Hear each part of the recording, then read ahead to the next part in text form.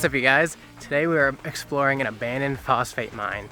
It is huge. If you look around, the biggest place I've ever been. We're gonna go climbing up in this place. This is where the phosphate, which was used for fertilizer for agriculture, in some places, they would have this. This is where the phosphate would be processed, and it would come up here, and this is where it would be finished. And then down here, over on can't see it yet, but there's a little place over there where it'd be dropped into the train carts, which you'll see the train cars over there, and that's where they would take it off to wherever they would ship it off. But yeah, just imagine how alive this place used to be. There used to be so many workers here. I mean, this is a big place to run and operate.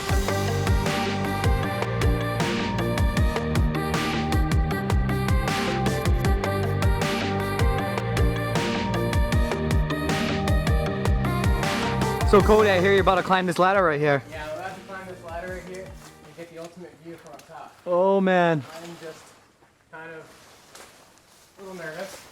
Yeah, man.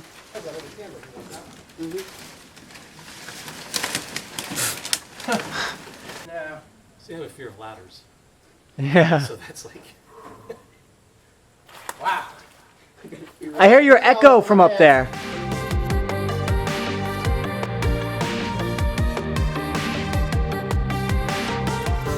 Oh, Jesus. The wide angle lens doesn't really make it look that big, but that is a far drop. Whew. You tired yet up there? What? Are you tired up there? Yeah.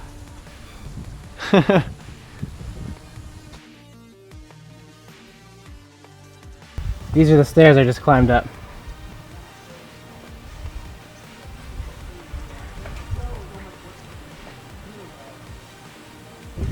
I just climbed up this tower. I'm at the highest place you can get on this tower now, and this is my view of the whole compound. The whole phosphate mine from up here. And there's hornets up here. Oh man, look at this view. This is something. Josh and everyone decided to stay down there, but I figured I had to get the shot. This is definitely worth seeing.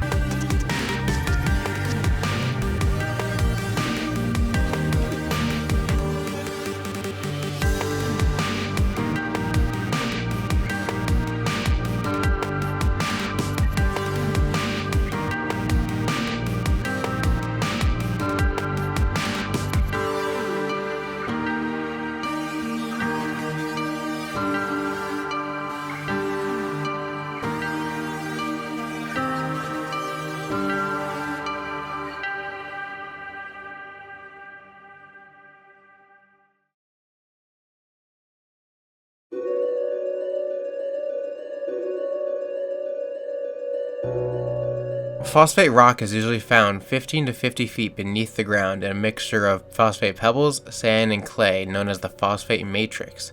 Next, they deposit it into a shallow containment area or slurry pit. There, the high-pressure water guns turn the material into a watery mixture called slurry, which is sent through pipelines to a processing facility referred to as the beneficiation plant, where the phosphate rock is physically separated from the sand and clay in the matrix. At the plant, the slurry is moved through a series of washing stations and vibrating screens that physically separate clay, sand, and pebble-sized particles.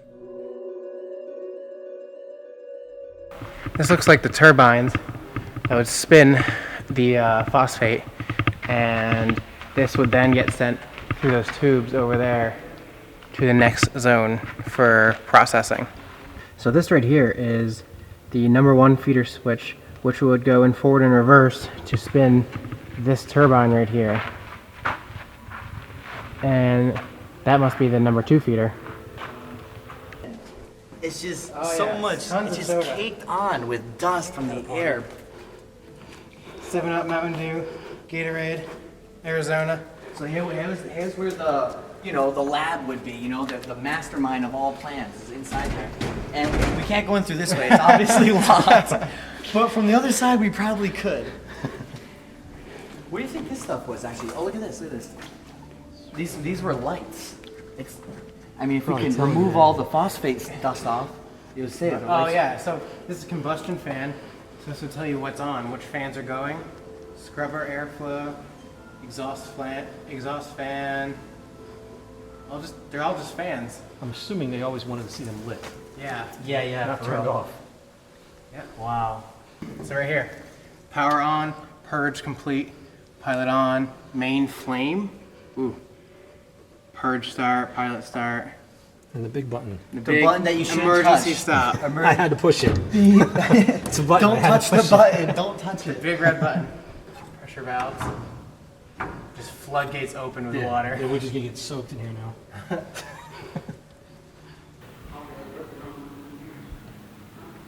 Pressure gauges all over the place. Gotta check that PSI. Might be a little dark in this like control room. This is pretty much where all the magic happened. This is where all the magic happened. This is all the on and off switches. All the temperature valves. All the schematics. Pressure gauges. Wow. Exhaust fans, dryers, everything. They just monitored it from in here. Monitor these pressure gauges all day. Whoever did this.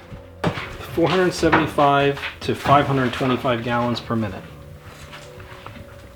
Wow. That's a lot of water. To put in 3 different keys for different things. It's probably really activated, huh? Yeah, so like 3 different people maybe. Yeah, for real. Had to The put- manager, or the the person who really ran it. Blueprints.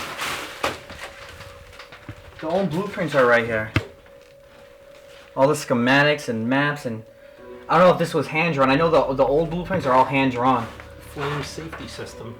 Yeah. Yeah, so this looks like an eye wash station. You get chemicals in your eyes. That's where they ran to. Yeah. Fire extinguisher as well. And actually, it's a rubber hose. It's not even like a steel hose. You can tell this is old school. Yeah. It just runs outside. Just flush the chemicals Just outside flush into the chemicals. grass. Yep, right out to the grass.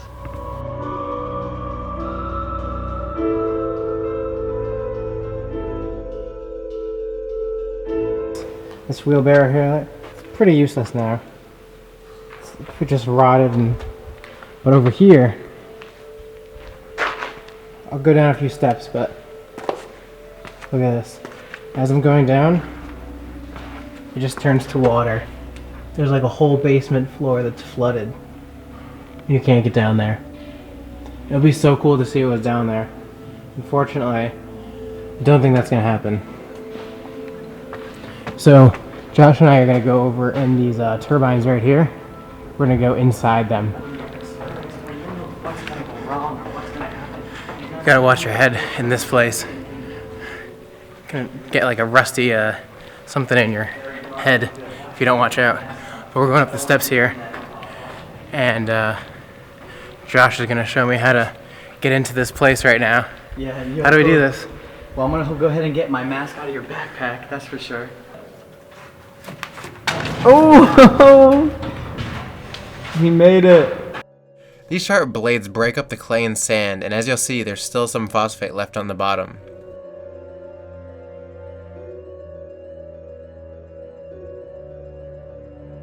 This tube pours the minerals and phosphate into the turbine, and these jets shoot high pressure water into it. As you can see around me, these little things would be spinning in here. If they were spinning right now, I'd be pretty dead.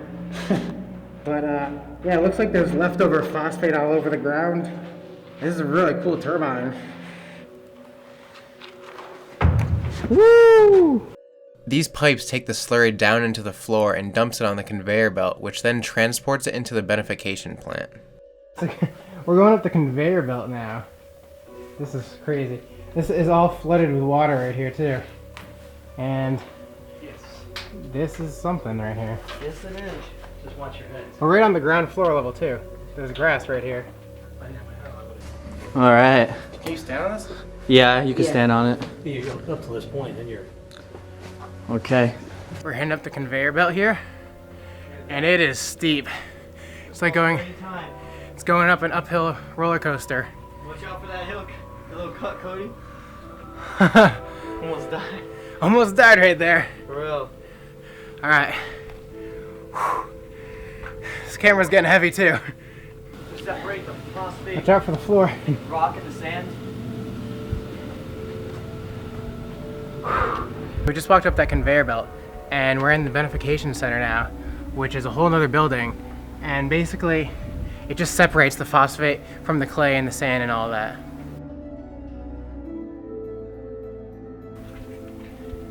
Whoa, is a roof of one of the plants.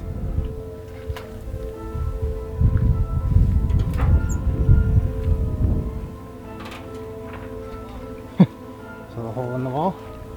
We're on the roof right now. There's a lot of plants growing. Right now we're on the roof currently of one of the centers, and we have quite the view. Come check this out.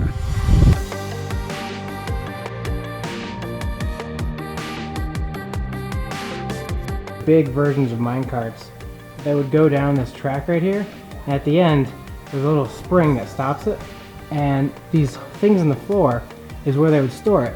The side of the cart would open up and they would go down to these little things. It's like a 35-foot drop down there. So we got all the electrical wire panels right here, all cut. I'm assuming someone who worked here cut all these before they closed this place down, because usually people don't cut wires. Probably did it so no one could come back and get this place up and running. We're heading over here to this place. We gotta walk down all these sketchy stairs now, and this is the last stage of the process where they would finalize the phosphate. So let's head down these stairs. Just want to see alligators walking around though. I really want to see an alligator around here. You just want to see the terror on my face as I come down these awesome steps. Jump. Do a jump? Oh no, just walk I'm it. gonna fall through if I do a jump. Ooh, it is Oh, loose, see? yeah. Now this thing, like I said, can cave in any time. So just watch out. Alright, alright.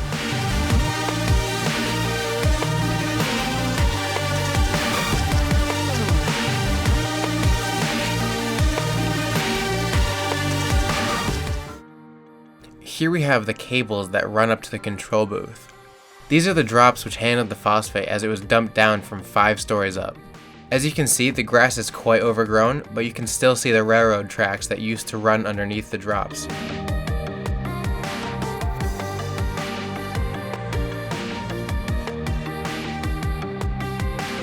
So it looks like this is where the captain would sit and man the ship.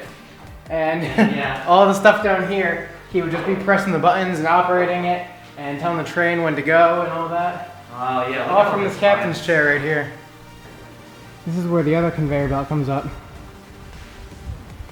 and brings all the phosphate, brings it up here into there, and then it drops all the way down into the train cars. Some process. It's been a really nice day here in Florida, other than the wind, which has been crazy all day, howling through this place.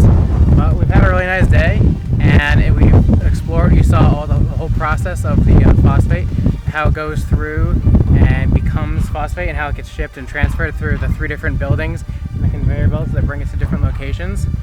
So I learned a lot today, hope you guys did, and that's it. Until next time, I'll see you guys later. This was one of the largest phosphate plants in the country during its prime. The plant had an annual production capability of 1.4 million tons. At its peak, the plant employed over 500 workers. The entire phosphate industry has had many ups and downs, where the plants would do temporary layoffs. In the 1980s, the Florida phosphate industry peaked with around 15,000 employees. They shut the plant down due to an industry-wide slump in sales caused by the US farm crisis and by the increased competition overseas. The irony is that the plant was shut down on July 4th, Independence Day.